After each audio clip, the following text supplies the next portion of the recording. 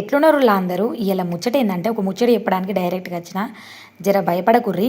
ఏందంటే ముచ్చట ఏందక్క డ్రెస్సింగ్ టేబుల్ చూపెడతాన బంగారం ఎండికి ఇట్లా దాచిందంటే బంగారం ఎండి అక్కడ ఏం దాయలే సిరపులు దాచిన అందకపోయేది ఉంటే రెండు అందకపోరి దానిలో పెద్ద ప్రాబ్లం ఏం లేదు.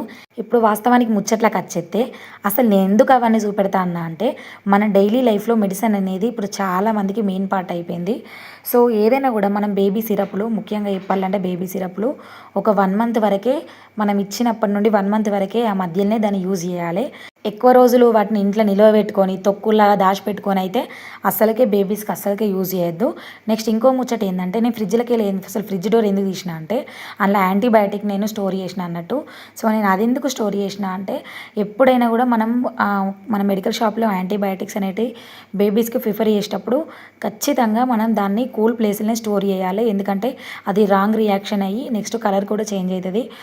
అందుకోసమైనా యాంటీబయాటిక్స్ను మన ఇంట్లో ఫ్రిడ్జ్ లేకపోయినా కానీ జర పక్కింట్లో పోయి ఉప్పుకే పప్పు కాదు గిసొంటి వాటికి కూడా పోయి అందులో స్టోర్ చేయుర్రి. ఎందుకంటే దానివల్ల మనకి ఏం కాదు కానీ మనకి ఏమైనా కూడా మనం తట్టుకుంటాం కానీ పిల్లలు తట్టుకోరు కదా. అందుకోసమని ఇవి 2 పాయింట్స్ మెడిసిన్లో ఇప్పటికైనా గుర్తుపెట్టుకోరు.